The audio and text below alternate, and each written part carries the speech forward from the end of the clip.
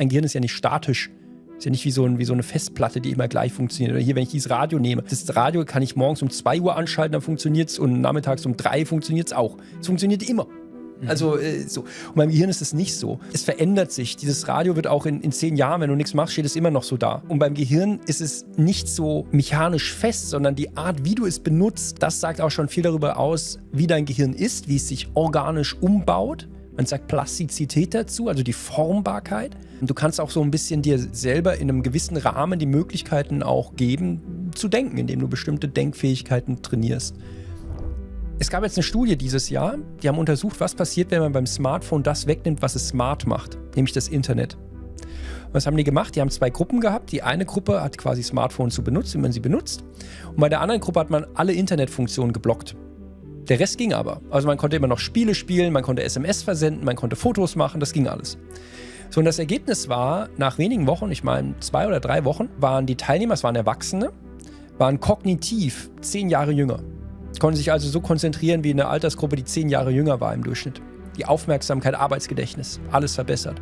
Und das geistige Wohlbefinden nahm um einen Faktor zu, der größer war, als man durch die Gabe von Antidepressiva normalerweise misst in solchen Gruppen.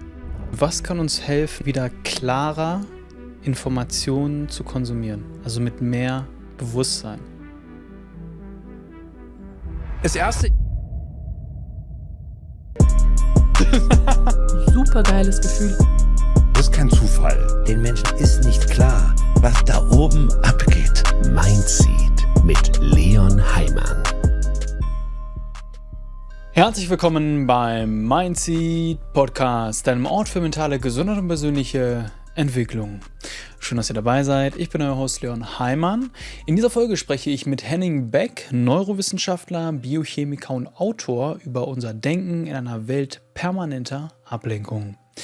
Wir gehen der Frage nach, wie soziale Medien, Smartphones und die Aufmerksamkeitsökonomie unser Gehirn verändern und warum Balance für klares Denken so entscheidend ist. Henning erklärt, was ein gesundes Gehirn ausmacht, wie Kreativität und Konzentration zusammenhängen und warum Bequemlichkeit eine der größten Gefahren unserer Zeit ist. Ein Gespräch über Aufmerksamkeit, Entscheidungsfähigkeit und die Verantwortung, das eigene Denken nicht aus der Hand zu geben. Wenn dir der Kanal und das Video hier gefallen, dann würde ich mich sehr darüber freuen, wenn du den Kanal einmal abonnierst. Denn das ist eine kostenlose und einfache Art und Weise, wie du uns hier unterstützen kannst. Vielen Dank an alle, die schon dabei sind. Und jetzt ganz viel Freude bei der Podcast-Folge mit Henning Beck. Henning, du sagst, wir leben in einer Welt, wo unsere Aufmerksamkeit zu einem Produkt geworden ist. Was genau meinst du damit und warum ist das so gefährlich? Nun, man hat eigentlich immer damit Geld verdient mit dem, was Leute tun. Und jetzt verdient man sehr viel mehr Geld damit, was Leute denken und woraufhin sie ihre Aufmerksamkeit richten.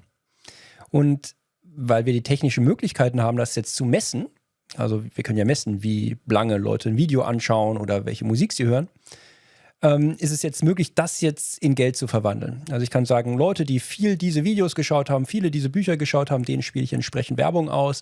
Und je mehr ich die Aufmerksamkeit erhöhe oder verstärke, desto besser wird dieses Geschäftsmodell funktionieren. Und diese Direktheit, dass ich zum ersten Mal ganz direkt an der Quelle des menschlichen Denkens bin, der Aufmerksamkeit nämlich, das hat viel verändert, auch in der Medienwelt. Und was ist daran so gefährlich? Das Gefährliche ist, dass ein geschäftliches Interesse daran besteht, diese Aufmerksamkeit zu bündeln. Und zwar kostet es, was es wolle. Also es kommt nicht darauf an, wie gut ist der Inhalt, sondern es kommt darauf an, wie intensiv schauen Menschen dahin. Und wir stellen fest, dass Menschen sehr gerne auf Sachen schauen, die nicht besonders sinnvoll sind. Ja, und die können sich verstärken. Kann dazu führen, dass sich auch Ansichten polarisieren. Man verdient Geld mit aufgeheizten Stimmungen, mit klaren emotionalen Botschaften. Und wir stellen fest, der Inhalt eines Mediums, was auch immer das sein mag, ist gar nicht mehr so entscheidend, wie das früher einmal war, weil eben diese Aufmerksamkeit an sich wichtiger geworden ist als das, worauf die Menschen letztendlich schauen. Wenn wir uns ein Gehirn anschauen, was ist für dich ein gesundes, funktionierendes Gehirn? Also erstmal, man sieht es ihm nicht an. Wenn du einem Gehirn etwas ansiehst, dann ist es meistens schlecht. Deswegen optisch, anatomisch wird man da jetzt wenig feststellen. Das Besondere beim Gehirn ist, dass es ausbalanciert ist. Also Konzentration und Abschweifen ist in einem Gleichgewicht. Genauso wie auch die Fähigkeit, jetzt über den Tellerrand zu schauen und kreativ zu sein, ist im Gleichgewicht mit der Fähigkeit, die Aufmerksamkeit zu bündeln und etwas rauszufiltern. Die Fähigkeit, klare Entscheidungen zu treffen, ist ausbalanciert mit dem Intuitiven und vielleicht Impulsiven. Und das Spannende ist, dass man das bei ganz vielen kognitiven oder mentalen Zuständen sieht, dass es in so einer Balance sich befindet. Und interessanterweise sind die besten Gehirne die am ausbalanciertesten sind.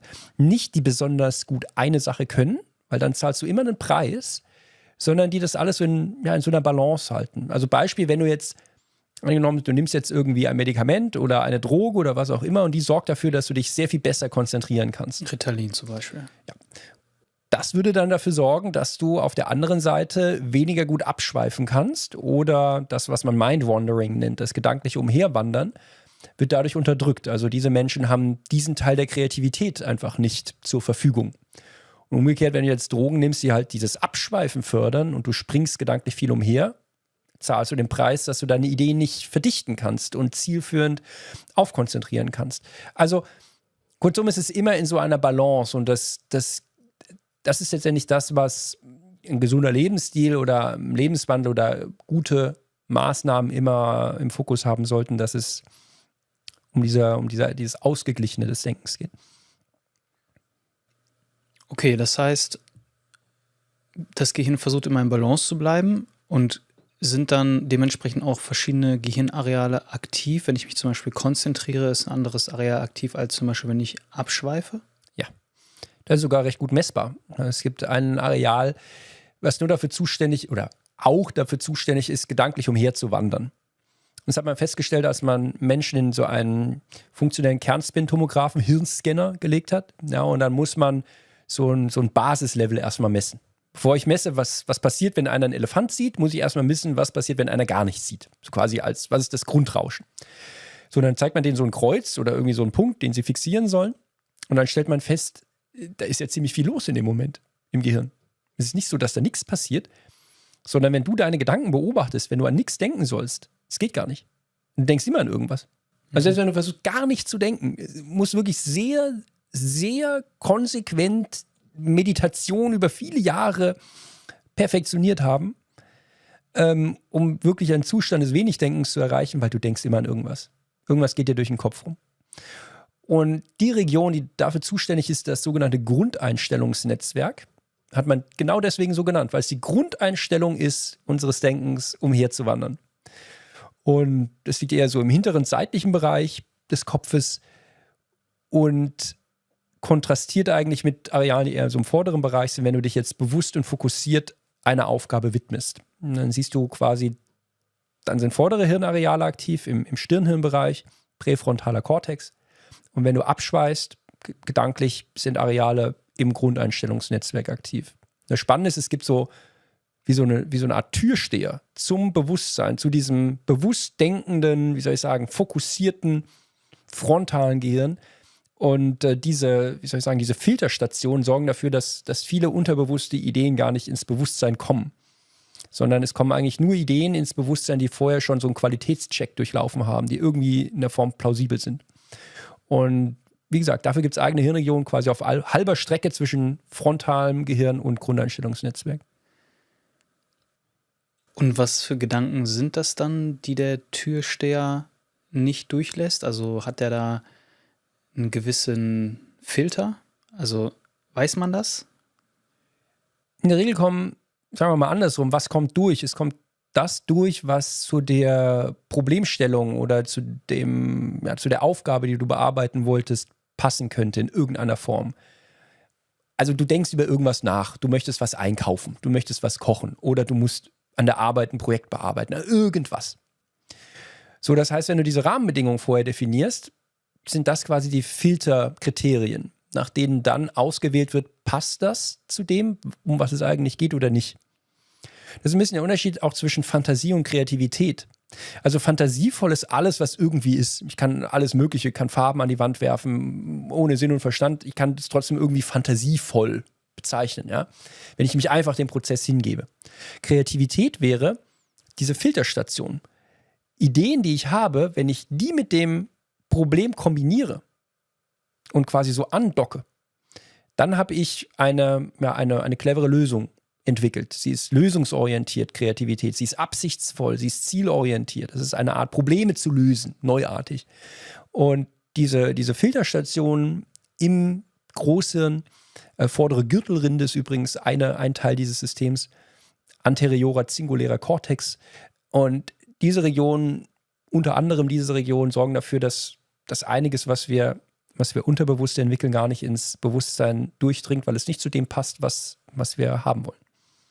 Wir machen eine ganz kurze Pause, in der ich euch einmal daran erinnern möchte, falls ihr das Video auf YouTube schaut, einmal auf den Like-Button zu klicken und falls ihr das Ganze über Spotify oder Apple Podcasts anhört oder anschaut, uns einmal eine Bewertung für den Kanal zu hinterlassen. Damit unterstützt ihr uns und wir können weiterhin sicherstellen, die besten Leute hier in den Podcast zu holen und unsere ganze Energie hier reinzustecken. Danke für eure Unterstützung und jetzt zurück zur Folge. Und was ist jetzt im Gehirn anders? Weil Menschen sind ja unterschiedlich ausgerichtet. Die eine Person kann sich sehr gut konzentrieren, die andere ist eine sehr kreative Person. Also wir sind ja irgendwo alle ein bisschen anders ausgerichtet. Woran liegt das? Sind die Gehirnregionen dann anders ausgeprägt oder ist dieser Türsteher, von dem du gesprochen hast, anders ausgeprägt? Also wie kann man sich das jetzt vorstellen? Es kommt eigentlich darauf an, wie diese Nervenzellen miteinander zusammenarbeiten in diesen Regionen. Also man wird vielleicht auch sehen, dass bei der einen oder anderen Person ist eine Hirnregion vielleicht ein bisschen besser vernetzt oder ein bisschen größer oder ein bisschen kleiner. Ja, das sieht man schon, aber letztendlich ist es diese Dynamik, die in diesem Netzwerk entsteht. Ja? Wenn ich jetzt mein Gehirn auf eine bestimmte Art häufig benutze, sei es jetzt, dass ich zum Beispiel viel konzentriert arbeite oder dass ich halt viel abschweife, dann wird das Gehirn feststellen, oha, ja, passen wir mal diese Nervennetzwerksverbindungen so an, dass genau dieses Denken später besser funktioniert. Das nennt man Lernen. Das nennt man Anpassung. Ein Gehirn ist ja nicht statisch. Ist ja nicht wie so eine Festplatte, die immer gleich funktioniert. Oder hier, wenn ich dieses Radio nehme. Ich nehme das Radio, kann ich morgens um 2 Uhr anschalten, dann funktioniert es und nachmittags um 3 funktioniert es auch. Es funktioniert immer. Also so. Und beim Gehirn ist es nicht so. Es verändert sich. Dieses Radio wird auch in 10 Jahren, wenn du nichts machst, steht es immer noch so da. Und beim Gehirn ist es nicht so mechanisch fest, sondern die Art, wie du es benutzt, das sagt auch schon viel darüber aus, wie dein Gehirn ist, wie es sich organisch umbaut. Man sagt Plastizität dazu, also die Formbarkeit.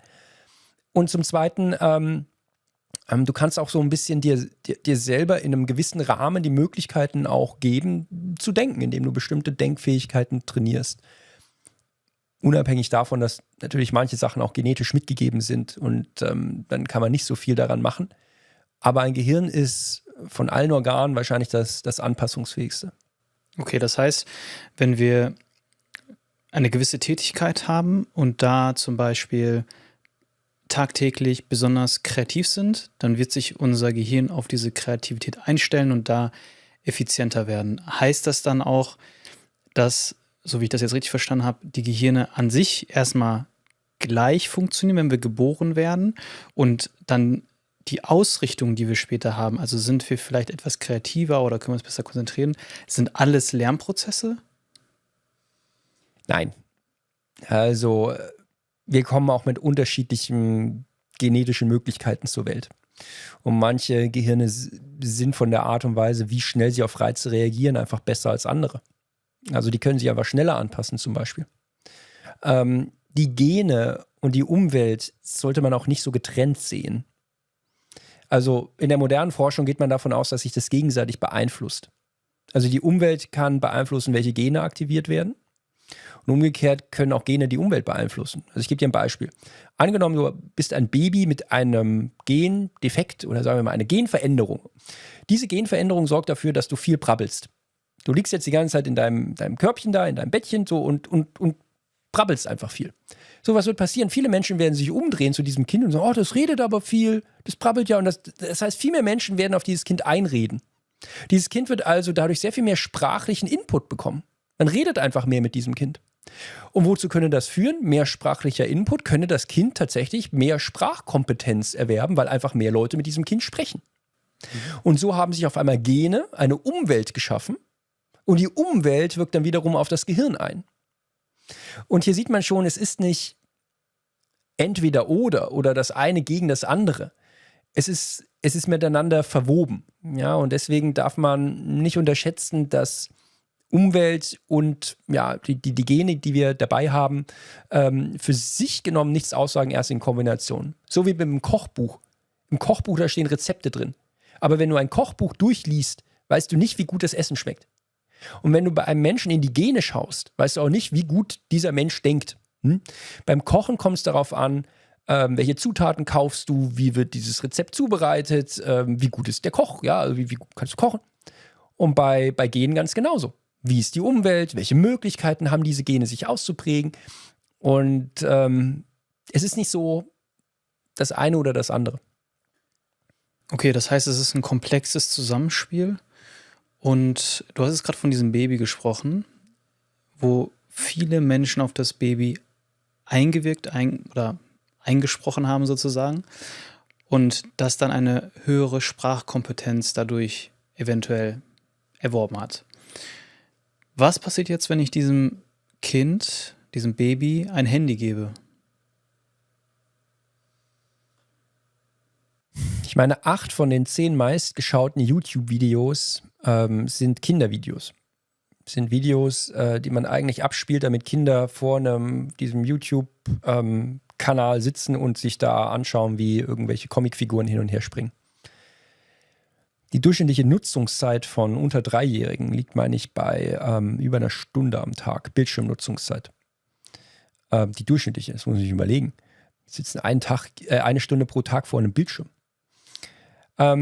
Wozu führt das? Nun, also wir wissen, dass die Art und Weise, wie man auf einen Bildschirm schaut, auch die Art und Weise verändert, wie wir Informationen verarbeiten. Ein Unterschied ist, wenn ich jetzt ein Buch habe oder was gedrucktes, dann habe ich das dreidimensional. Bei einer Glasscheibe habe ich es immer zweidimensional und zwar alles in dieser zweidimensionalen Glasscheibe. Das heißt, es fällt mir schwerer, so eine dreidimensionale Konstruktion darum aufzubauen.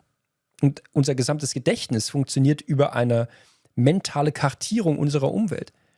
Dieselben Hirnareale, die für räumliche Vorstellungen und so quasi eine räumliche Kartierung zuständig sind dieselben Areale, die auch unser Gedächtnis organisieren. Also es funktioniert räumlich. Und wenn ich das eben wegnehme, indem ich jetzt zu früh auf Bildschirme schaue, verliere ich auch ein bisschen diese Kompetenz, Informationen quasi in so einer Räumlichkeit zu gewichten.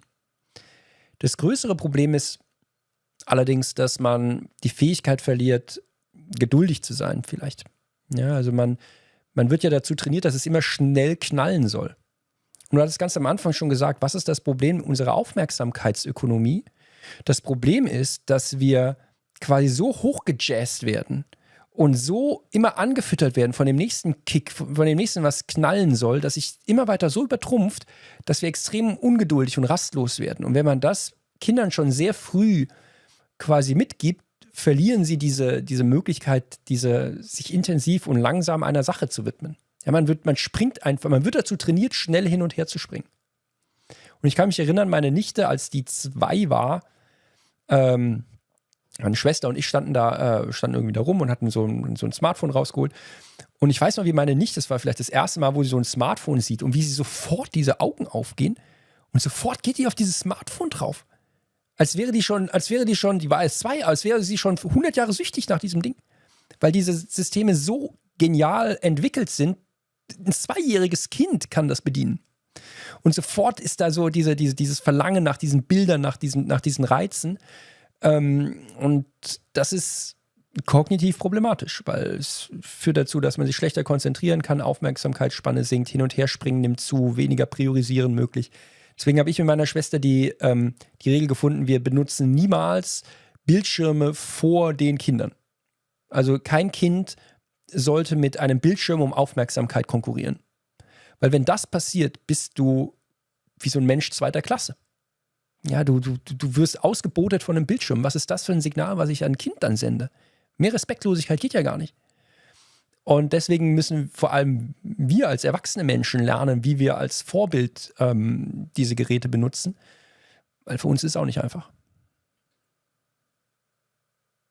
Okay, du hast jetzt von dem Baby oder einem Kind gesprochen, das dann ständig diese Reize bekommt und das dann eventuell so Entwicklungsprobleme bekommt.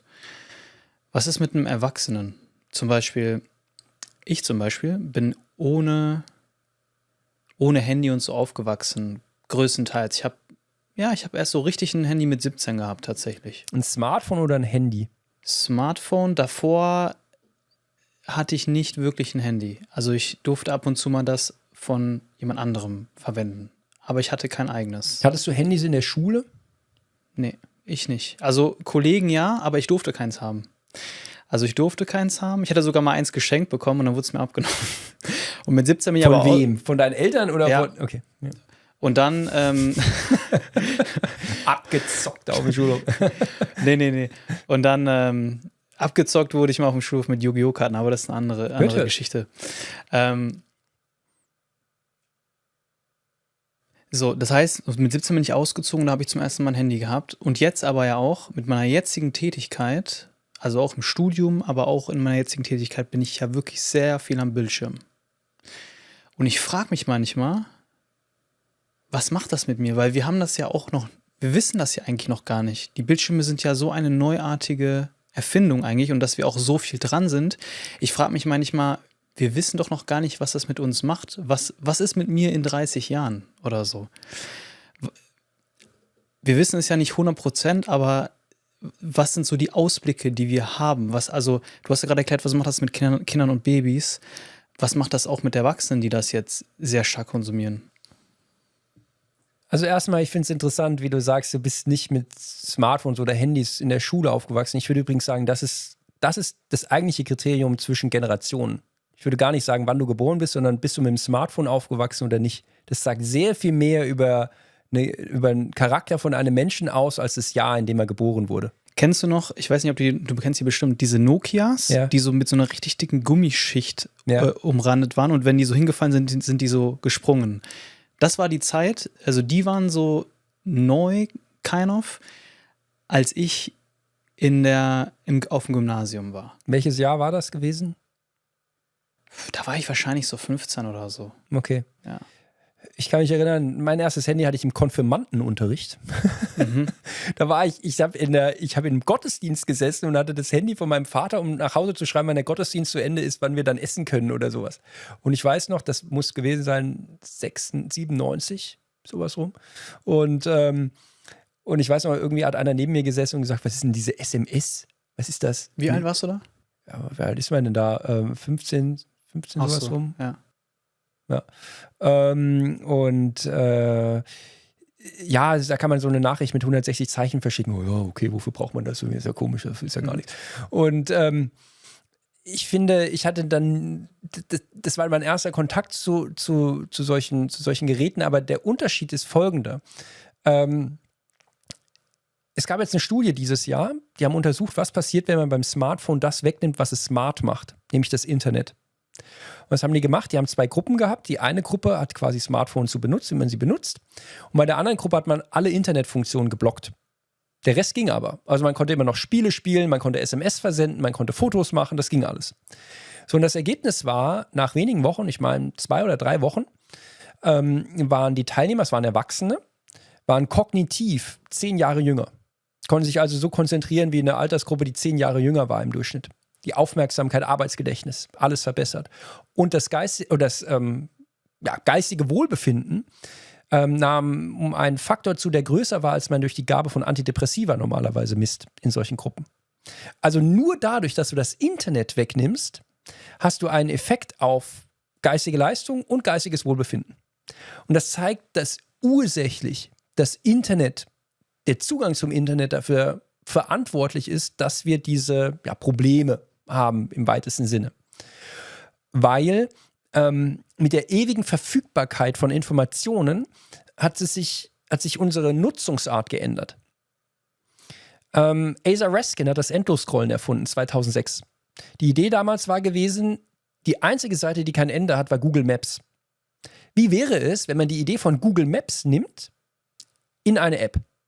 Du kommst niemals irgendwo an. Du kannst immer weitermachen. Egal, wo du hingehst, ist es kein Ende da. Und das Ergebnis kennen wir jetzt. Wir sind zu ewig Suchenden geworden, aber wir werden niemals Findende. Wir kommen niemals irgendwo an. Es gibt kein letztes Video, was du dir anschaust. Es gibt keinen letzten Post, kein letztes Bild. Und das führt dazu, dass du auch niemals stolz darauf bist, was du da erreicht hast. Also niemand ist ja stolz und sagt, oh, ich habe 500 Videos heute angeschaut. Das ist kein Zeichen von Leistung. Bei Büchern ist es anders. Wenn du Bücher liest, das stellen die Leute sich in den Schrank, weil es ein Zeichen von Leistung oder Errungenschaft ist. Selbst wenn du einen Film anschaust, schau dir einen Kinofilm an und dann bist du fertig und sagst, okay, fertig. Du hast so ein Gefühl von, ja, Ende. Und für diese Art von Sättigung gibt es in dem endlosen digitalen Raum von gerade Social Media oder welcher Feed es auch immer ist, TikTok oder Insta, ist ja egal, gibt es eigentlich keinen Platz mehr. Wir sind niemals satt. Aber war es nicht damals auch so, dass es fast schon unendlich Bücher gab? Also niemand konnte alle Bücher der Welt lesen, niemand konnte alle Filme der Welt schauen. Was ist der wesentliche Unterschied, außer dass es jetzt kürzer ist und es schneller verfügbar ist? Also das ist für mich so ein Kernpunkt. Das ist ja viel kürzer, der Inhalt. Also es geht ja teilweise nur um Sekunden und dann geht man zum nächsten Content-Stück. Und es ist halt so gesehen kostenlos und immer jederzeit verfügbar. Wo siehst du den wesentlichen Unterschied jetzt zu dem unendlich Verfügbaren, wenn man früher ja auch viele Bücher und Filme zur Verfügung hatte? Ja, es sind zwei Unterschiede. Der erste Unterschied ist, anlassbezogen die Sachen zu benutzen. Ein Buch liest du mit einer Absicht oder einem Zweck. Du kaufst dir das Buch, weil du sagst, ich möchte dieses Buch jetzt lesen, weil der Titel mich anspricht, weil mich das Thema interessiert. Es gibt einen Grund, warum du dieses Buch liest. So ähnlich wie du auf Wikipedia gehst. Und du gehst auf Wikipedia und sagst, ich möchte was nachschlagen. Und das ist der Grund, weshalb Menschen nicht süchtig sind nach Wikipedia. Also niemand sagt, ich muss wieder auf Wikipedia. Da musst du schon ein sehr spezieller Nerd sein. Also niemand ist süchtig nach Wikipedia, weil man das anlassbezogen nutzt. Und das ist bei Contentstücken, die online sind, anders. Die benutzt man nicht anlassbezogen, sondern sie kommen zu dir. Weil diese Flüssigkeit, wie schnell es zu dir kommt, ist so kurz geworden, du entscheidest dich ja nicht mehr dafür, jetzt irgendwie ein Reel anzuschauen, sondern du wischst einfach und dann kommt es. Das heißt, du bist in so einer konsumierenden, passiven Rolle und nicht in einer aktiven, das ist mein Ziel, das ist mein Zweck, deswegen lese ich das Buch. Also niemand kann begründen, warum hast du dieses Reel angeschaut? Das ist zu dir gekommen. Du hast es angeschaut, weil du einfach gewischt hast. Aber es war keine aktive Entscheidung. Das heißt, in diesem Moment kontrolliert der Algorithmus dich. Das Gerät, die Technologie kontrolliert dich. Und bei einem Buch ist es andersrum. Du kontrollierst das Medium, weil du wählst das gezielt aus. So wie du eine Fernsehsendung oder ein Radioprogramm wählst du gezielt aus. So. Und das Zweite, was dazu kommt, alle Medien, die du beschrieben hast, Bücher beispielsweise oder auch Filme oder auch Radioprogramme, ja, die folgen einer inneren Logik. Da macht sich jemand Gedanken. Es gibt eine Redaktion oder einen Autor, ja, der schreibt ein Buch und da hat er eine Idee, wie diese Kapitel aufeinander folgen sollen. So, oder ein Programmdirektor hat eine Idee für das Radioprogramm. So. Oder wenn du einen Kinofilm machst, macht sich jemand Gedanken. Und das gibt es bei Online-Videos nicht mehr. Also niemand kann erklären, nach welcher inneren Logik diese Videos aufeinander folgen, weil die gibt es gar nicht. Wenn wir jetzt über Shorts reden, ne? Genau, also über Kurzvideos. Ja. Aber auch generell, auch jede Art von Post. Wenn du jetzt auf einen Kanal gehst, zum Beispiel. Ein Kanal ist was anderes. Genau, ja. Da hast du ja die Ordnung, aber ich sehe das jetzt am meisten da bei den Shorts, ne? Weil die werden dir ja randommäßig hintereinander angezeigt. TikTok, ja. Instagram, Videofeed, aber auch Bilderfeed, auch im Facebook-Feed. Egal welches soziale Medium du nimmst, letztendlich werden die Sachen dir angeboten. Und wenn ich durch ein Videofeed bei mir gehe, irgendwo Instagram, da kommt ein Kochrezept, wie ich irgendwie Zimtschnecken backe und danach kommt irgendwie einer, der Japanisch erklärt oder so. Kann mir niemand erklären, wie das zusammenhängt, weil es hängt auch nicht mehr zusammen. Es ist gar kein soziales Netzwerk. Es ist nur noch so ein soziales völlig random so Bruchstücke, die da umeinander fliegen. Und alle haben das Ziel, meine Aufmerksamkeit zu kriegen. Und wozu führt das? Es führt dazu, dass Menschen unglücklich werden, dass sie unzufrieden werden, dass sie rastlos werden. Interessant ist, in einer Studie haben sie angeschaut, warum greifen Menschen zu diesen Geräten. Denn das Interessante ist, bis zu 9 von 10 Nutzungen des Smartphones gehen vom Nutzer aus. Ist nicht so, dass das Ding klingelt und dann greifst du dahin. In 9 von 10 Fällen bist du das. Du greifst selber dahin, weil du diese Gewohnheit und die Erwartung hast. Weil du zu einem Hoffenden geworden bist. Und hoffende Menschen sind sehr viel bessere Konsumenten als glückliche Menschen. Kein einziges dieser Medien will dich glücklich machen, weil wenn du glücklich bist, konsumierst du nicht mehr. Immer weiter zu hoffen ist doch ein viel besserer Zustand, wenn du konsumieren sollst. Und deswegen bist du immer in dieser seltsamen Zwischenwelt. Ja, du kriegst ein bisschen Bestätigung, ja, ein lustiges Video und dann scrollst du weiter, vielleicht kommt ja noch ein anderes. Und das führt dazu, dass du niemals dieses Gefühl von angekommen hast. Und in Studien zeigt sich das ganz genau. Die Leute greifen zu den Geräten, weil sie hoffen, dass es besser wird oder weil sie gelangweilt sind. Paradoxerweise passiert dann Folgendes. Sie nutzen diese Plattform Instagram, sagen wir mal, oder TikTok, ja, oder Shorts auf YouTube. Und nutzen das mit dem Effekt, dass sie noch gelangweilter werden, weil du kommst ja niemals irgendwo an. So, und du hast so einen Teufelskreis dadurch. Und deswegen kommen Leute gar nicht mehr davon los, weil sie nicht positiv verstärkt so nach einem Dopamin-Kick nach dem anderen und es ballert da rein und boah, noch ein geiles Video und noch. Nein, so ist es ja gar nicht. Du sitzt ja eigentlich da und bist fast immer trauriger und manchmal kommt was lustig ist und dann willst du dich weiterschwingen, dass da noch was kommt in der Hoffnung. Und das ist eigentlich ein sehr trauriger Zustand, muss man sagen. Du hast gerade gesagt, man wird immer trauriger. Wir kennen wahrscheinlich alle ein bisschen dieses Gefühl von Leere, wenn man in der Couch versunken ist und eine Stunde gescrollt hat und dann fühlt man sich irgendwie ein bisschen leer. Was ist dann im Gehirn passiert? Ja, du bist müde, bist erschöpft. Aber du bist ja nicht satt und positiv zufrieden, ja? So wie wenn du jetzt 15 Kilometer durch eine Stadt geschlendert bist du auch kaputt. Bist quasi kognitiv, geistig erschöpft. Und das ist letztendlich das, wo du dann sagst, jetzt kann ich nicht mehr. Aber warum bin ich so erschöpft, wenn ich eigentlich das Gefühl habe, dass es Spaß macht?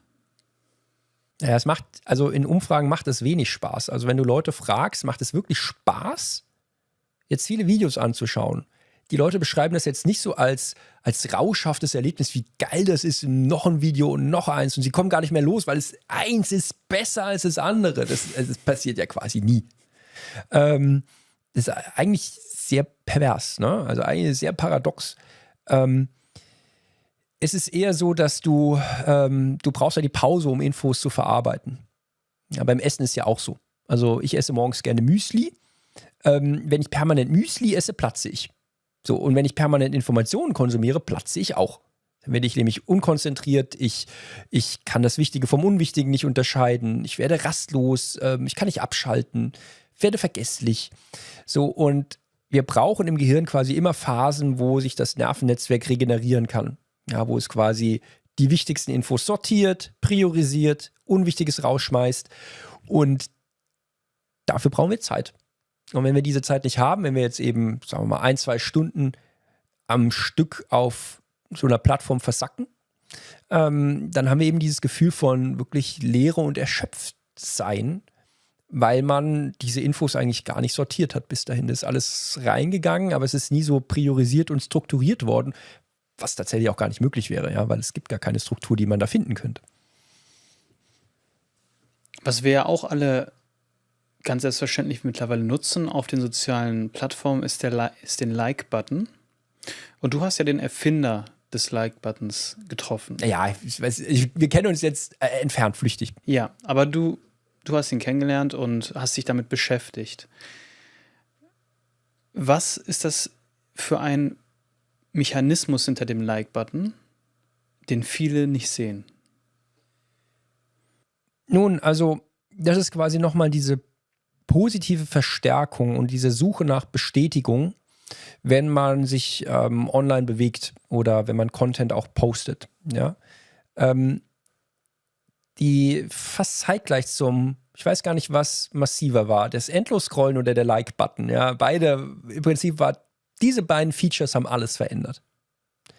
Und kamen beide zu einer ähnlichen Zeit, so Mitte, Ende der 2000er, 2006, 2007. Auf welchen Plattformen kam das als erstes? Auf Facebook? Ja. Okay. Justin Rosenstein, der Erfinder des Like-Buttons, auch jetzt, alle sind übrigens große Kritiker dieser Technologie mittlerweile. Auch Tristan Harris hatte ich getroffen, der The Social Dilemma gemacht hat auf Netflix, diese Dokumentation, wo sie gezeigt haben, wie man da auf WhatsApp für diesen blauen Haken weil wenn der blaue Haken eingeführt ist, dann sind die anderen unter Pressure, da hast du Gruppendruck, da müssen die zurückschreiben und lauter solche Sachen da. Sind sehr kritisch geworden. Asa Raskin, Tristan Harris sind sehr kritisch. Drogendealer sind ja auch selten süchtig. Ne? Die wissen ganz genau, wie das funktioniert. Und beim Like-Button ist es ähnlich. Du postest etwas und damit schaffst du eine Erwartungshaltung. Wenn du ein Like bekommst, kriegst du diese Bestätigung, was dazu führt, dass du quasi so ähnlich wie bei einem Spielautomaten, wo du dann auch ab und zu mal so angefüttert wirst und ab und zu kriegst du mal eine Belohnung, die dazu führt, dass du mehr davon haben möchtest. In den allermeisten Fällen führt das dazu, dass du so ein Race to the Top startest. Also du versuchst noch mehr zu posten, dadurch kriegst du mehr Engagement, dadurch kriegst du mehr Likes, quasi die Online-Belohnung. Aber letztendlich ist es so ein bisschen eine Tretmühle, in der du bist, weil es ist halt schwierig, das immer weiter zu steigern. Irgendwann. Das ist so ein suchtverstärkendes Element in dieser Technologie. Ja, also du suchst quasi die Belohnung. Wenn du Belohnung kriegst durch ein Like, soziale Anerkennung, ein sehr starkes psychologisches Motivationsprinzip, soziale Anerkennung. Und das verstärkt diesen Gewohnheitseffekt, den diese Systeme generell schon haben. Du greifst ja aus Gewohnheit dazu. Ja? Und das wird nochmal durch solche suchtverstärkenden Features eingebaut. Und vergiss nicht, wenn ich das noch kurz sagen darf, diese Apps werden auch ein bisschen komplizierter gebaut, als sie sein müssten. Weil wir wissen, wenn Menschen einen mehrstufigen Prozess abarbeiten müssen, gedanklich oder rein mechanisch, dann wird es besser zu einer Gewohnheit, als wenn es einfach nur ein Klick ist. Und deswegen hat man häufig manchmal solche Pull-to-Refresh-Buttons hatte man so, aber dass man so einen Automatismus hat. App legst du irgendwo hin, machst du auf, gehst hoch, du musst irgendwie 3-4 Mal tippen, bis du dort bist, wo du sein willst, ja. Und du könntest es auch automatisiert starten lassen, wenn du so willst. Aber nein, es ist besser, mehrstufig das zu bauen, weil im Gehirn die Areale, die Gewohnheiten verarbeiten, wenn du es genau wissen willst, die Basalganglien, ja, also eine Region, die quasi die Automatismen steuert, die geht auf solche mehrstufigen Schritte. Und wenn du jetzt so einen 3-4-stufigen Bewegungsablauf hast, mit dem Daumen zu wischen, dann wird das zu einer sehr robusten Gewohnheit, die du gar nicht mehr los wirst. Ja. Obwohl es bei TikTok ja so ist, was jetzt sehr viele junge Menschen verwenden, das ist da die meistgenutzte Plattform. Da ist es ja so, du öffnest die App und es geht direkt los. Das ist ja ganz eindeutig bei dieser App, ne? Du gehst aber immer weiter, ne? Also du hast immer die Kontrolle über dieses Ding. Du kannst ja auch das vorspulen, ja, also dann drückst du dann irgendwie drauf, dann gehst du mit doppelter Geschwindigkeit oder so. Ja. Ich halte diese TikTok-Idee für, man muss sagen, aus technischer Sicht ist es natürlich brillant. Diese Plattform ist ja super erfolgreich und das jetzt nicht ohne Grund, weil es halt genau das menschliche Denken dort abgreift, wo es am verwundbarsten ist, nämlich auf der Suche nach Neugier oder quasi auf Ausleben von Neugier, auf der Suche nach Neuem. Und ich finde es interessant, dass gerade in der westlichen Welt TikTok so überschwemmt wird von so banalem Content. Das ist im chinesischen TikTok ist das nicht so der Fall. Ja, bei uns ist es halt eine reine Unterhaltungsplattform. Und das macht was mit den Menschen. Es ist nicht erstaunlich. Ich hatte jetzt eine Umfrage gesehen, The Harris Poll in den USA. Etwa die Hälfte der jungen Menschen, ich meine unter 25, wünscht sich, sie hätten TikTok niemals kennengelernt. Und ich meine, knapp 3/4 der jungen Menschen wollen, dass die Eltern die Nutzung von Social Media stärker kontrollieren und regulieren. Das heißt, das ist allen bewusst, jung wie alt, ist das bewusst, dass es gefährlich ist. Aber frag mal Raucher, ob sie sich im Klaren darüber sind, dass Rauchen schädlich ist. Wird jeder sagen, ja, es ist schädlich. Aber machst weiter, weil die Gewohnheit bleibt. Und du kommst nicht mehr davon los. Und die größten Geschäftsmodelle der Welt sind Gewohnheitsgeschäftsmodelle. Rauchen ist ein Gewohnheitsgeschäftsmodell, Social Media ist ein Gewohnheitsgeschäftsmodell. Das ist keine einfache Aufgabe. Wie kam es dazu, dass du dich Wir klingen so negativ, kann es sein? So pessimistisch irgendwie, aber ist auch ein schwieriges Thema. Ja. Wie kam es dazu, dass du dich so intensiv mit dem Thema Gehirnforschung, Medien und so weiter beschäftigt hast? Was war der tiefere Grund dafür?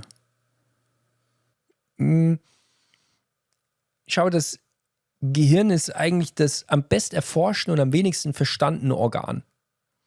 Also allen Organen siehst du an, wie sie funktionieren. Dem Herz siehst du an, wie es funktioniert. In der Lunge siehst du es an. Irgendwelchen Drüsen siehst du es an. Im Darm, das siehst du denen an.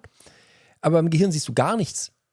Und ich bin quasi in diese Faszination dann reingestolpert. Das war also Ende der 90er, Anfang der 2000er. Das war zum ersten Mal, dass es auch so fMRI-Aufnahmen vom Gehirn gab beim Denken. Ja, dass man dem Gehirn beim Denken zuschaut. Man sieht, welche Hirnareale sind wo aktiv. Das war auch sehr popkulturell, sagen wir mal, angesagt zu der Zeit. Matrix war in den Kinos, Beautiful Mind war in den Kinos.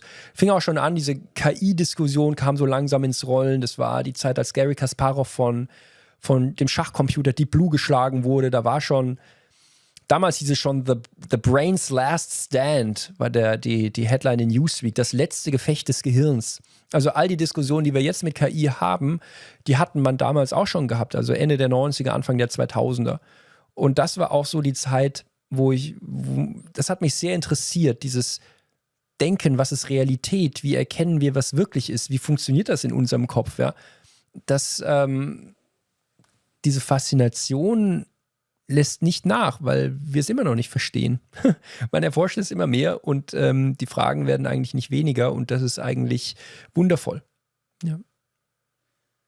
Du hast mir auch im Vorgespräch gesagt, dass es eine Zeit gab, wo du sehr auf dich verletzt hast. Also du hattest insgesamt über 30 Knochenbrüche, hast du mir gesagt, in deinem Leben.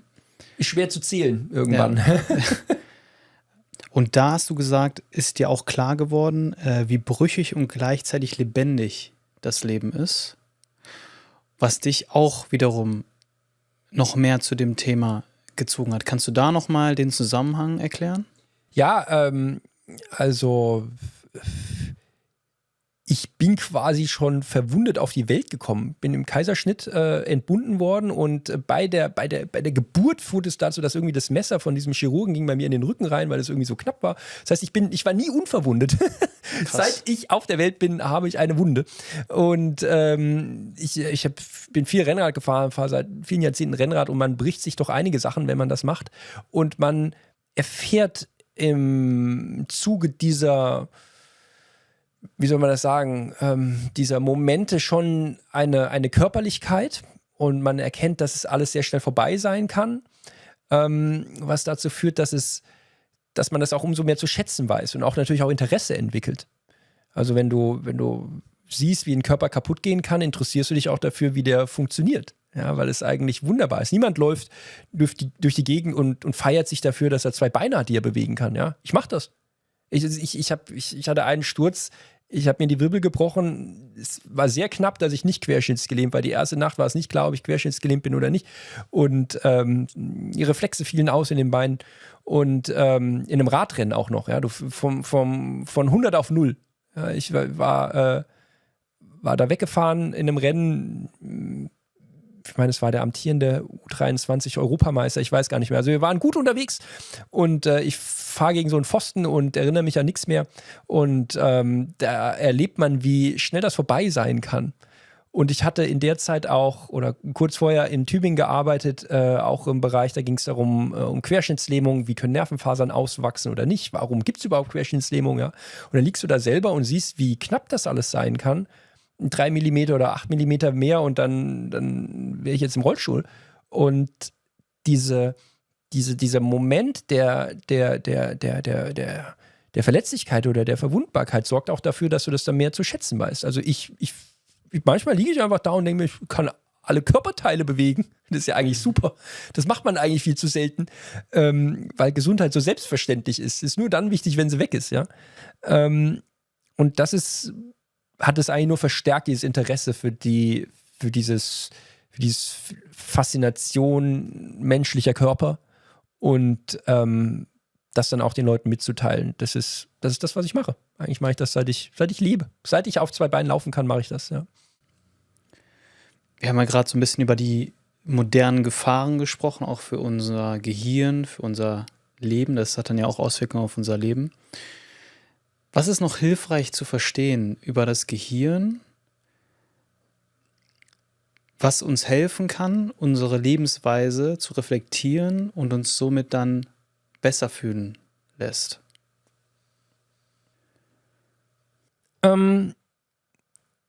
Letztendlich, wenn du fragst, was uns besser fühlen oder besser denken lässt, muss ich fragen. Willst du dich besser fühlen oder willst du besser denken? Was ist der Unterschied?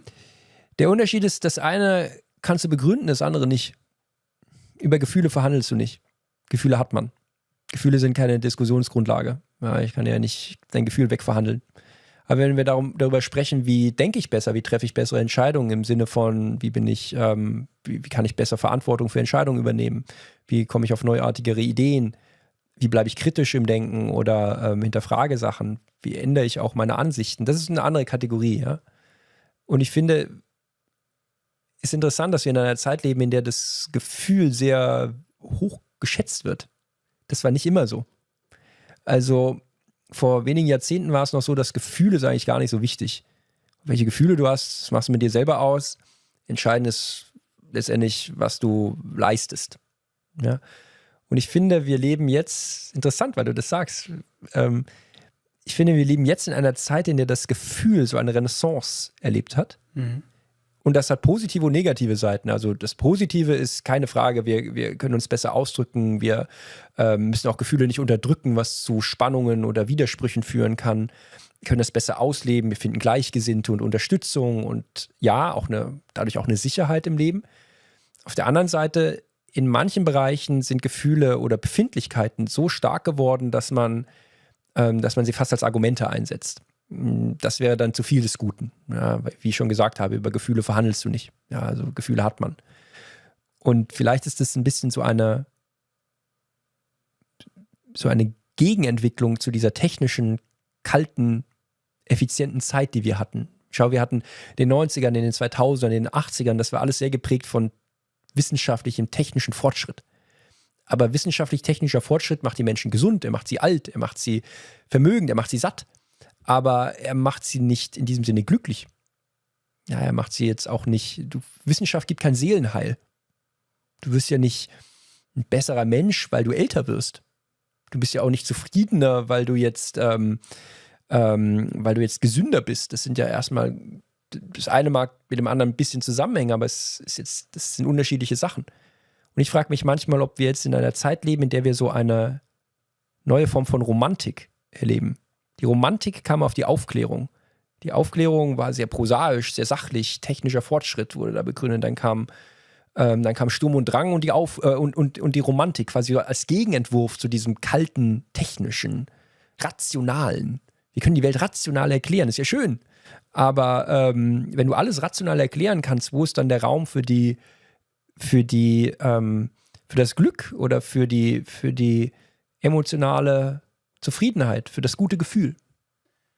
Aber woran machst du fest, dass jetzt Gefühle gerade zu sehr im Vordergrund stehen? Naja, ich kann jedes Gespräch damit beenden, dass ich sage, ich fühle mich nicht wohl dabei. Selbst wenn der andere recht hat, kann ich sagen, Moment mal, du verletzt hier meine Gefühle, pass mal auf. Also aber gerade war das wirklich ein bisschen zu weit mit der Frage, die du gestellt hast. Das hat mich jetzt persönlich betroffen. Das finde ich nicht gut. Und damit kann ich jedes Gespräch beenden.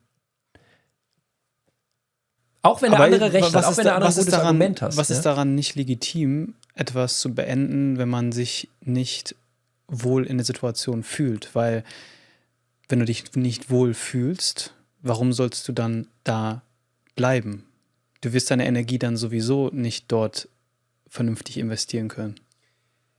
Kennst du Brave New World von Aldous Huxley, Schöne neue Welt? Das ist so ein Aldous Huxley geschrieben, Anfang des 20. Jahrhunderts, eine Utopie, in der alle Menschen glücklich sind. Das Ziel dieser fernen Zukunftsvision ist, die Gesellschaft ist stabil und ist glücklich und alle sind zufrieden. Und man stellt die Zufriedenheit des Menschen in den Mittelpunkt. Das ist das höchste Ziel. Die Gesellschaft wird auch genetisch manipuliert, dass der eine für den anderen arbeitet, aber alle sind glücklich in dem, was sie tun. Und wenn das mal nicht ist, gibt es so eine Wunderdroge, dass die Leute ohne Nebenwirkungen, die glücklich und zufrieden sind. Und das Argument ist dann, das wäre ein unvollständiges Leben. Also wenn du sagst, du musst manchmal unglücklich und unzufrieden sein, weil dadurch kommst du manchmal zu anderen wichtigen Sachen, die vielleicht wichtiger sind als das gute Gefühl in dem Moment. Und Menschen sind für diese Ideale gestorben. Freiheit, Gerechtigkeit, Wahrheit, das sind alles Dinge, für die Menschen ihr Leben geopfert haben. Und zwar nicht, weil sie gesagt haben, ich möchte glücklich werden, sondern weil es etwas Wichtigeres gibt als mein persönliches Glück. Das kann auch sehr narzisstisch sein und sehr egoistisch sein, wenn ich sage, mein Wohlbefinden ist wichtig. Damit meine ich nicht, dass man das einfach drüber walzen sollte über jeden. Ne? Das meine ich nicht. Aber ich meine, dass es in gewissen Momenten ist Wahrheit wichtiger als das, wie ich mich fühle. Ich kann mich fühlen, wie ich will. Die Wahrheit ist dann wichtig. Oder Freiheit. Ich würde ganz persönlich, für mich würde ich einen Teil meines guten Gefühls opfern für Freiheit. Weil mir Freiheit wichtiger ist, als mich permanent gut zu fühlen. Ich möchte ja nicht in der Wohlfühldiktatur leben, wie in Schöner Neue Welt. Du hast jetzt mehrere Begriffe genannt. Für mich ist da erstmal ein Unterschied zwischen Glück und Wohlbefinden. Glück flattert rein und flattert wieder raus. So, das ist ja kein permanenter Zustand. Das heißt, Leute, die sagen, bist du glücklich, ist eigentlich schon eine Frage, die man nicht so beantworten kann, weil es ist kein konsistenter Zustand. Wohlbefinden für mich bedeutet was anderes. Bedeutet einfach, fühlst du dich wohl in deinem Leben? Und ich denke schon, dass wir das anstreben sollten, weil, wenn du dich wohl fühlst in deinem Leben, bist du auch in jeglicher Hinsicht einsatzbereiter und hast auch mehr Energie zur Verfügung, um diese Energie zu investieren. Sei es in deine Familie, sei es in deine Arbeit, sei es in was auch immer. Deswegen denke ich schon, sollten wir darauf achten, dass wir uns im Leben wohl fühlen, weil wir dann auch in der Lage sind, mehr am Leben teilzunehmen. Absolut. Also ich stimme dir voll zu, dass es wichtig ist. Wir haben das Gespräch ja begonnen mit der Balance des Gehirns, ja. Und letztendlich ist das ja auch diese Balance, die man im Leben hat, würde ich Wohlbefinden nennen in diesem Moment, dass sich die Phasen und die Aufgaben und die Gefühlszustände des Lebens in einer ausbalancierten Art und Weise ausgleichen, ja. Sobald es in Dysbalance gerät, hast du ein Problem, wenn du etwas von einer Sache zu viel hast oder zu wenig. Ich gebe dir auch völlig recht, Glück in unserem Sprachgebrauch, muss man sagen. Im Deutschen wird Glück häufig zum Teil als flüchtig interpretiert und im Englischen nicht so sehr. Happiness? Ja.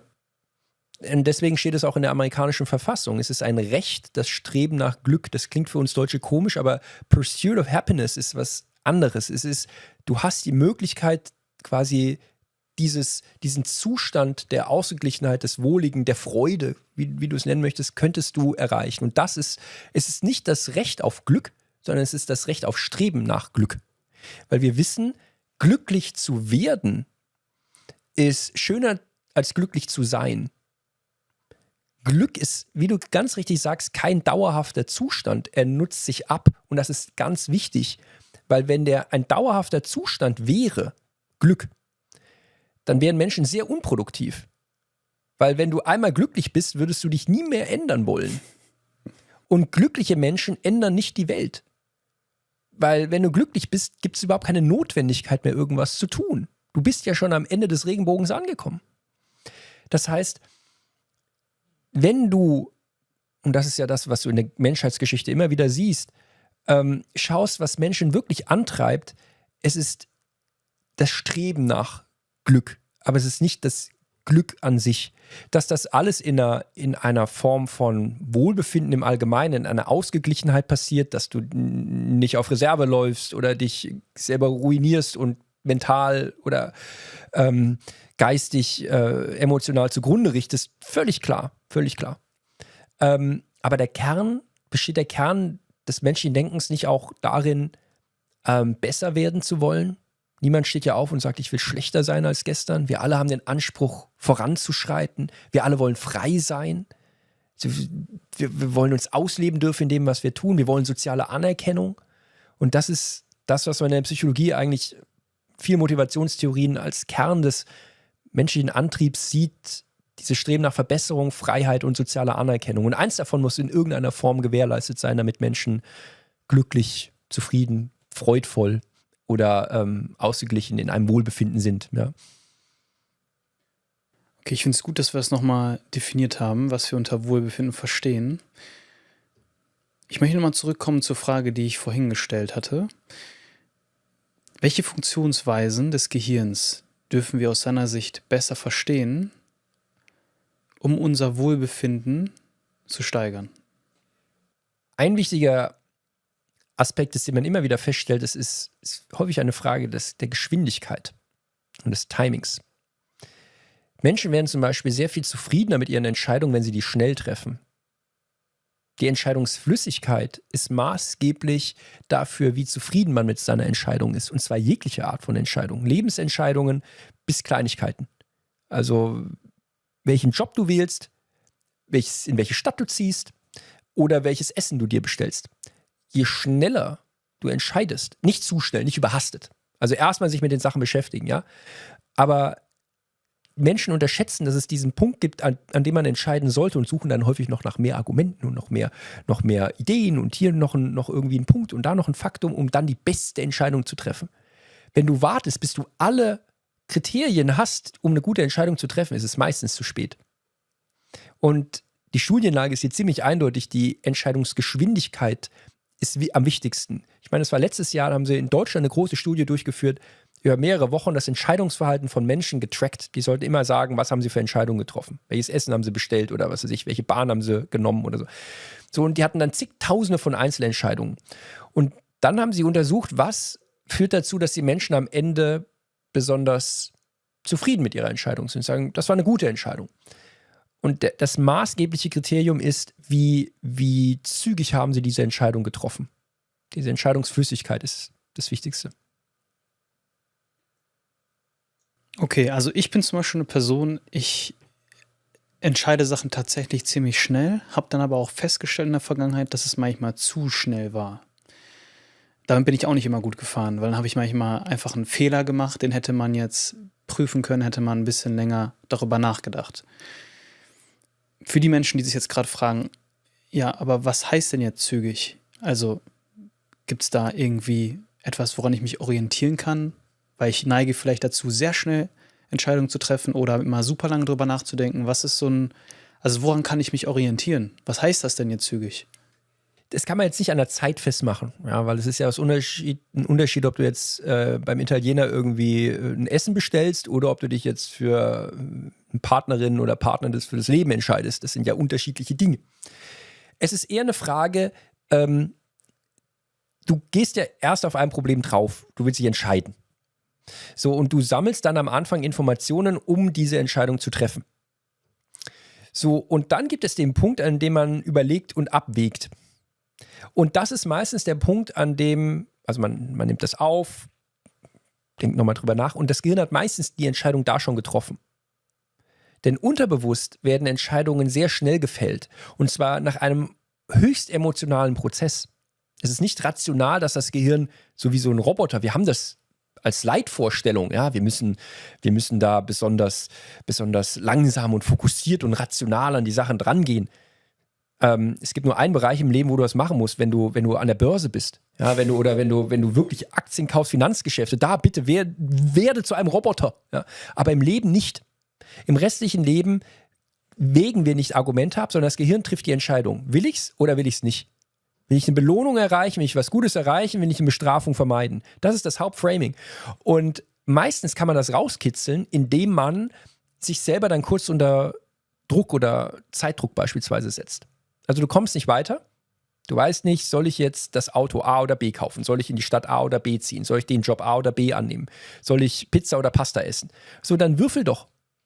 Oder wirf eine Münze oder zieh eine Karte.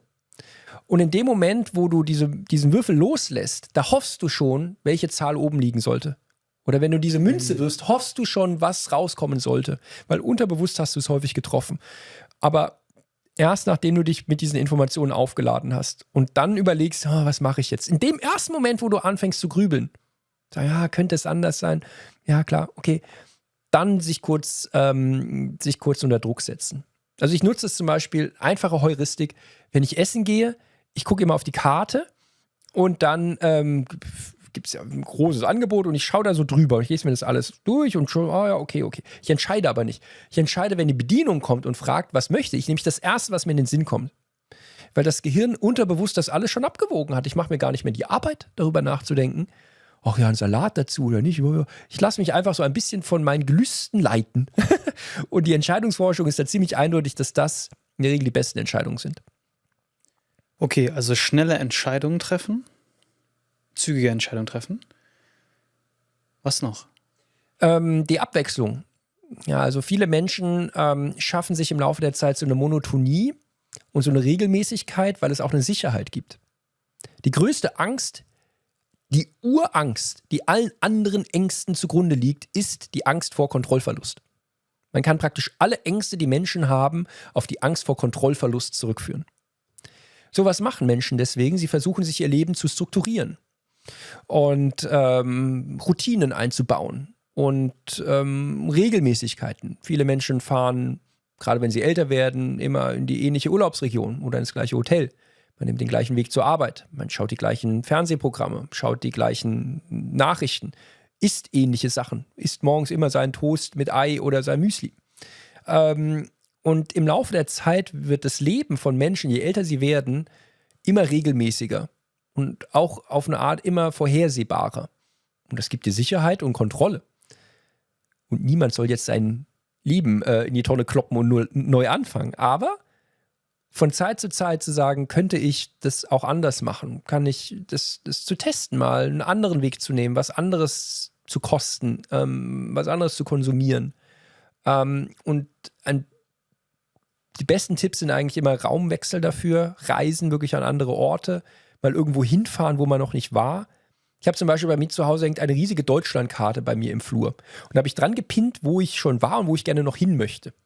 Weil ich lebe jetzt in Deutschland, aber ich war an vielen Ecken noch nicht, wo man sagt, das ist jetzt, aber kann man doch mal hin. Ich würde noch mal gerne nach Helgoland oder ich würde gerne mal auf dem Brocken im Harz. Ich war noch nie auf dem Brocken.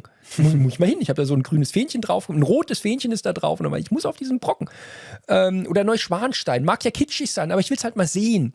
Und diese Neugier auszuleben zeigt sich, Menschen sind dann geistig fitter, zufriedener und auch humorvoller im Alter, weil sie Räume wechseln und das Zweite ist, auf neue Menschen häufig treffen. Und diese nicht immer super viele neue Menschen, das kann anstrengend sein, aber ab und zu auf andere zu treffen, sich auszutauschen, diese Unberechenbarkeit anderer Menschen zu erleben, das kann Menschen auch etwas geben. Das hat doch was mit der Neuroplastizität zu tun, oder? Ja, auch.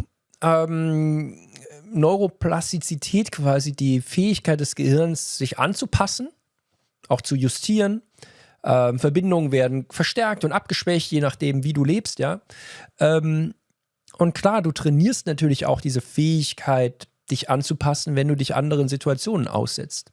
Also wenn du jeden Tag deinen gleichen Kram machst, also wirklich gleich, dann wird das einfältig.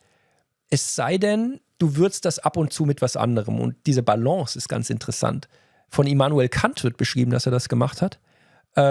Ganz regelmäßiger Ablauf des Tages, aber dazwischen eingebaut sind Gespräche mit anderen, sind Raumwechsel, hat dann seine Spaziergänge geplant. Also der hatte quasi diese Balance zwischen Regelmäßigkeit und Neuartigkeit.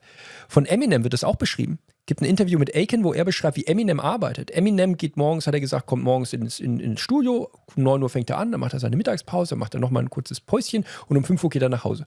Hat er seinen festen Plan, wie er da reingeht, weil er nicht kreativ hier irgendwie bis in die Nacht da irgendwie arbeiten möchte, sondern durch eine klare Grenze gibst du den Leuten eine Sicherheit, in dieser Grenze Freiheit ausleben zu können.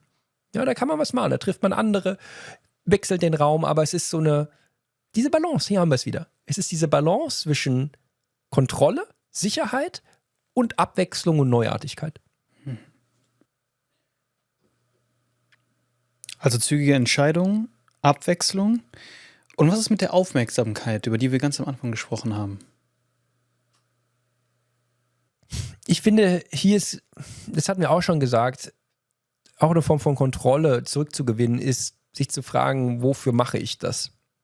Zielgerichtet Dinge zu tun. Und nicht Opfer von einer Welt zu werden, in der es uns leicht gemacht wird, wenig zu denken.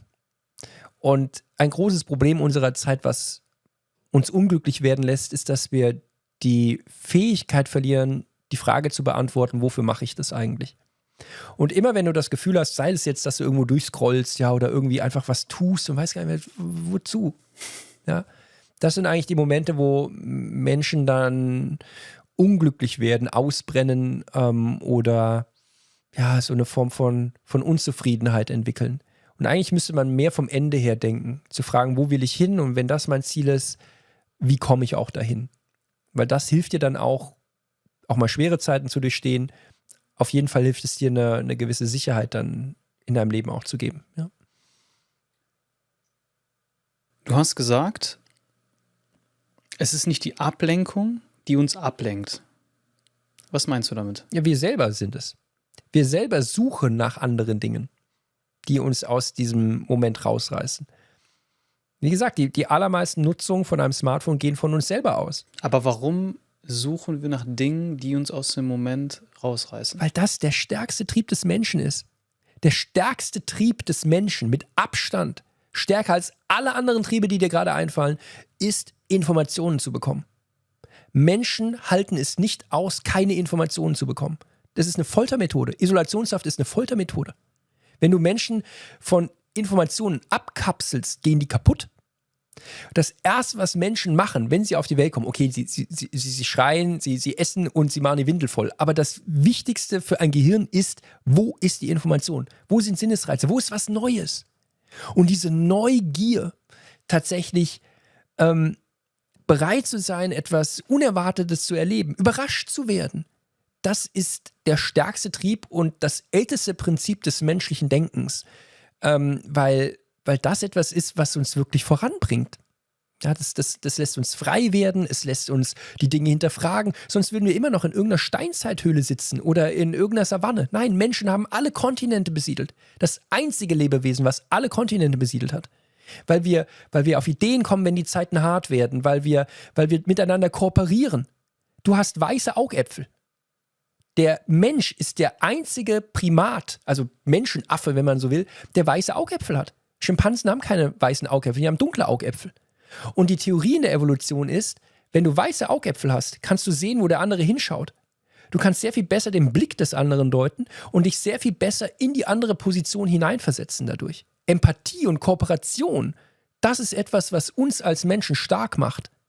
Kein anderes Lebewesen hat so komplexe Sozialsysteme. Wir sind die einzigen Lebewesen, die in dieser Form mit Nicht-Familienmitgliedern, mit Nicht-Verwandten kooperieren. Also wir sind nicht verwandt. Wir sehen uns heute zum ersten Mal und trotzdem kooperieren wir hier. Das ist in der Natur nicht selbstverständlich. In aller Regel kooperieren nur Familienmitglieder oder Individuen, die sich schon länger kennen. Und bei Menschen ist das nicht so. Menschen helfen sich gegenseitig. Wenn vor dir hier in der Stadt eine Oma auf die Straße fällt, dann guckst du und dann hilfst du dir auf. Oder wenn jemand was runterfällt, dann hebst du dieser Person den Schal auf oder sowas. Das machen Menschen. Nicht immer, aber sie machen es trotzdem. Und diese Fähigkeit, neugierig zu sein, die Dinge zu hinterfragen, gemeinsam Probleme zu lösen. Menschen sind die einzigen Lebewesen, die von sich aus Zeigegesten machen. Ja, mein Neffe, der wird jetzt 2, der lernt gerade das Sprechen. Gerade 2 geworden. Aber die ganze Zeit zeigt er schon in alle Richtungen. Der hat einen Willen, der will sich mitteilen, obwohl er noch nicht sprechen kann. Das ist das eingebaute Prinzip unseres Denkens. Und das ist wundervoll, weil es führt dazu, dass wir die Welt besser machen können und bei allen Problemen, die wir haben. Aber du kannst eines Menschen niemals vorwerfen, dass wenn es hart auf hart kommt, dass wir dann nicht auf Ideen kommen. Schau in die Geschichte, wenn die Zeiten richtig sackhart waren, dann kommen die Menschen auf Ideen. Und das ist letztendlich das, was mich auch immer optimistisch stimmt. Bei aller Problematik, die man in allen möglichen Bereichen der Welt hat, ja, die Welt geht ja immer unter, Menschen werden es trotzdem schaffen. Und da bin ich extrem sicher, weil Menschen so einfallsreich sind, dass sie Technologien und Ideen entwickeln, die gerade in Kooperation miteinander, gerade wenn auch Bedrohungen von außen kommen, dann sind Menschen sehr stark und halten sehr zusammen. Das war gerade auch nochmal ein schönes Beispiel mit der Isolationshaft. Das heißt, zu wenig Informationen zerstören uns und zu viele Informationen zerstören uns auch. Ja. Da sind wir wieder bei der Balance, die du die ganze Zeit genannt hast. Ne? Es gibt für fast alles im Denken einen Sweet Spot, ein Optimum. Bei Erregung von außen ist auch so. Also wenn du angenommen, du gehst jetzt in eine Prüfung oder in einen Wettkampf oder in eine wichtige Situation und bist voll entspannt, wirst du niemals Leistung bringen.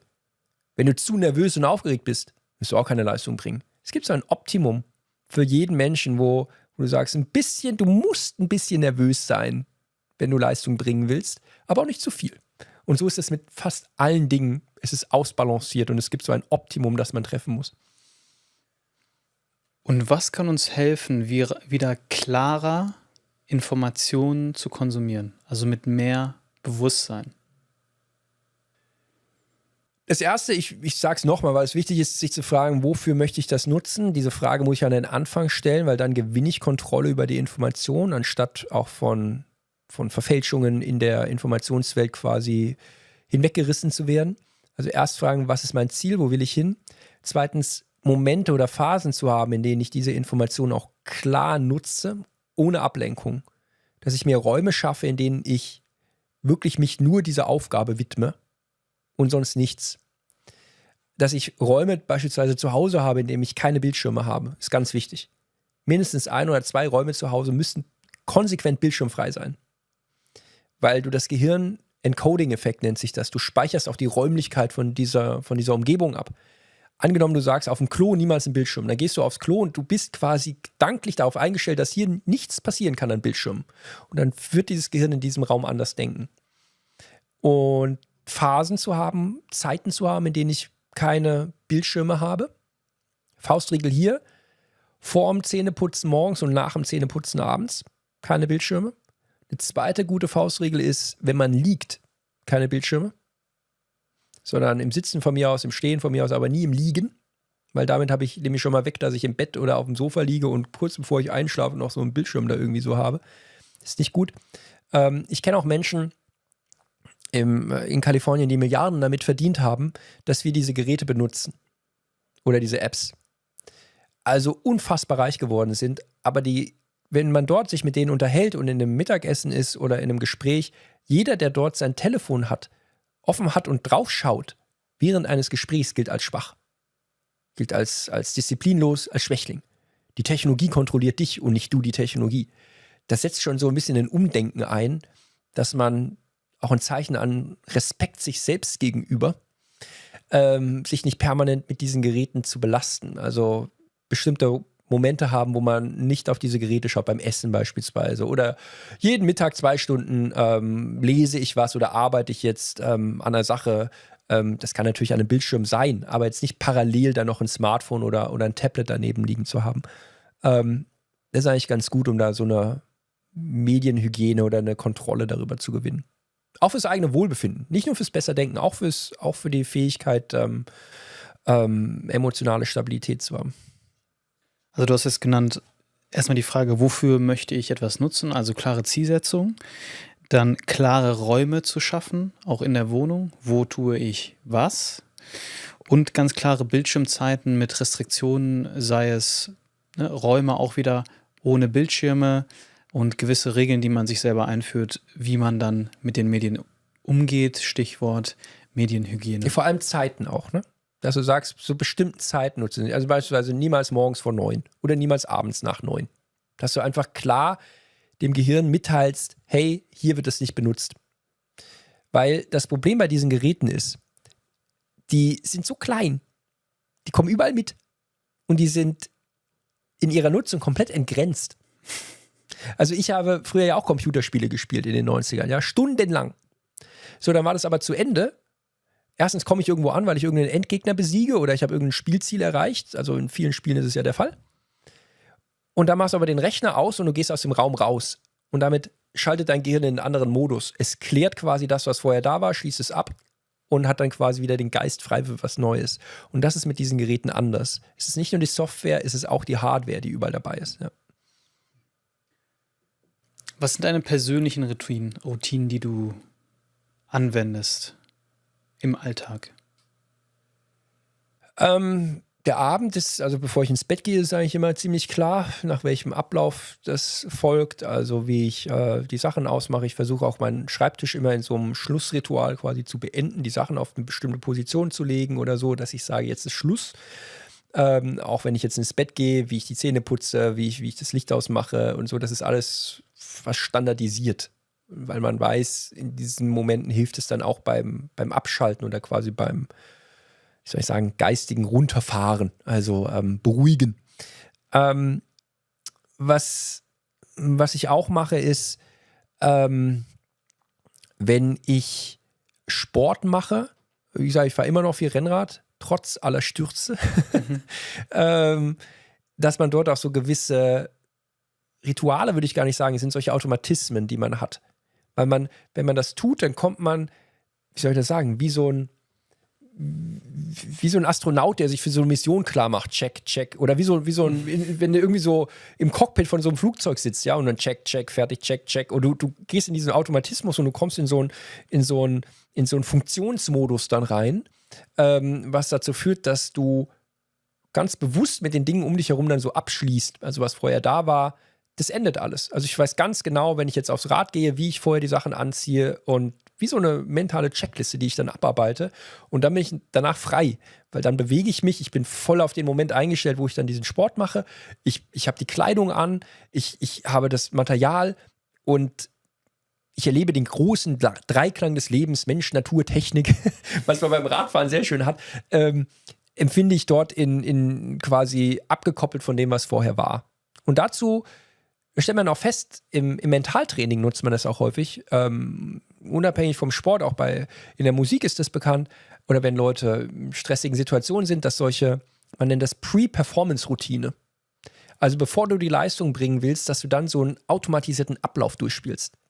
Man weiß es beim Golf, beim Basketball, Präzisionssportarten weiß man das, aber auch in Prüfungen. Wenn du in eine Prüfung gehst und hast vorher deinen automatischen Ablauf, irgendwie deine Stifte kommen so hin, dein Blatt kommt so hin, dann kommt so hin. So wie du das vorher für dich zu Hause trainiert hast. Und sofort bist du in diesem Modus, wo du Sicherheit hast. Das sieht man übrigens bei vielen Sportlern auch. Rafael Nadal hat es ja bis zum Exzess gemacht, ja, dass er dann so einen 12-Schritt-Ablauf, wie er auf den Platz geht. Das war ja schon wie soll man sagen, fast zu viel des Guten. Aber es ist d'accord mit der Idee, dass man eine Kontrolle durch solche Routinen gewinnt. Ja. Henning, am Ende des Podcasts stellen wir immer dieselbe Frage. Und zwar kennst du ja bestimmt diese Testwarnungen, die wir ab und zu mal vom Staat bekommen, die wir alle auf unser Smartphone bekommen. Wenn du eine solche Nachricht jetzt an alle Menschen rausschicken könntest mit einem Satz, welcher Satz wäre das? Eine Warnung auf das Gerät zu schicken, vor dem man eigentlich warnen möchte, ist eigentlich ein bisschen eine Paradoxie. Aber ich würde wahrscheinlich, also ein großes Problem unserer Zeit ist, ich habe nicht nötig zu denken, wer nicht bezahlen kann dafür. Wir dürfen nicht zu bequem werden.